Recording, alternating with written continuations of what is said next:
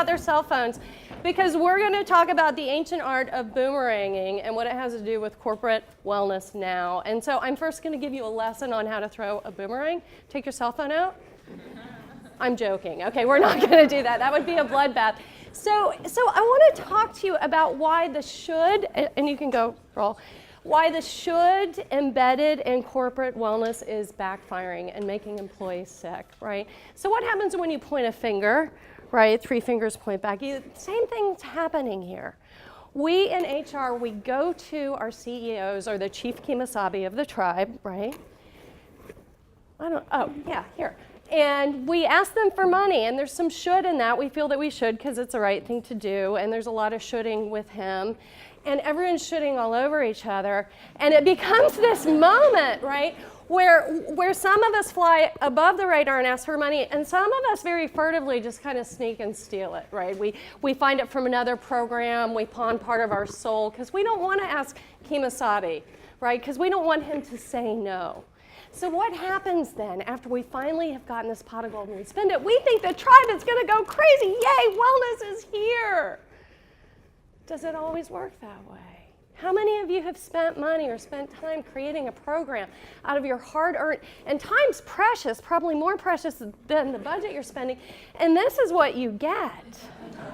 Crickets, the same 8 people who show up for everything because you served lunch and you know this happens. Why does this happen? Why, oh why? I asked in the survey, they all said they would come, and meanwhile they're acting like I'm just telling them to eat their vegetables. Why is this happening? So you walk away from it feeling a little betrayed, right? They said they wanted this. But how much should is really embedded in it? So when you think about the person that answers that survey is acting from longing. The person who refuses the email is wearing a suit. The person who is judging you for creating a program that fails is not only the culture around you, it's also yourself. Because you feel a failure amidst all your peers. And that's when that boomerang of should has just come back and walloped you in the head. So let's talk about why this is. Where does corporate wellness come from? It was not wellness, people.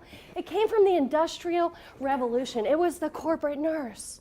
She was hired by a factory owner because he knew that if some guy cut off a finger, he still had 9 others.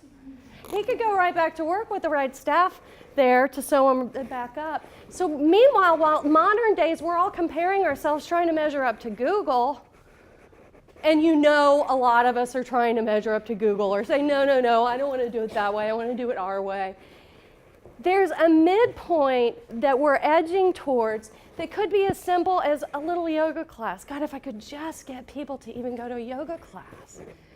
And you get it going and no one shows up, like you'd be happy if 9 people showed up, wouldn't you? So why is this happening? Because we are tired. From the minute we wake up, we are tired. There's a traffic jam on the kitchen counter. We're putting lunches in. It's on the platform. It's on the throughway. It's through the tunnel. From the moment we wake up, we are adrenalized and we are fearful.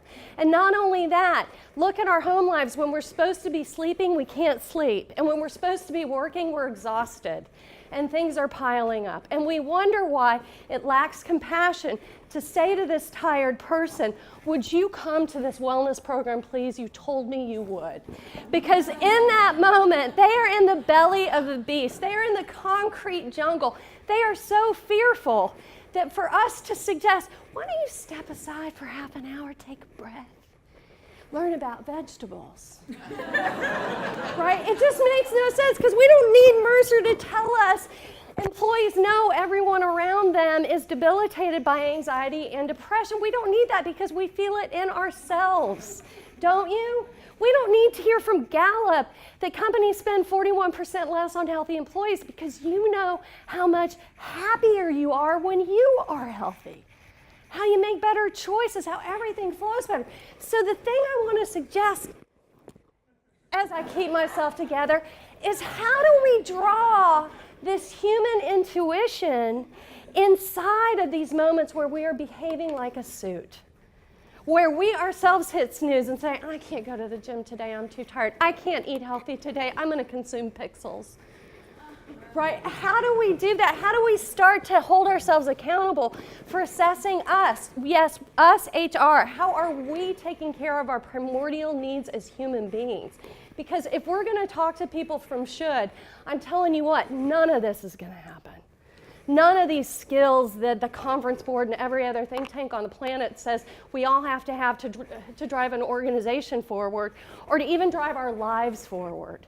It starts with addressing our own needs and having conversations. We have to have that conversation.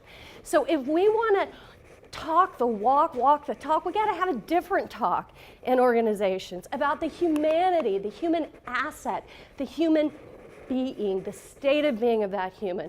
And for that, I'm so glad all of us are together today. Thank you so much.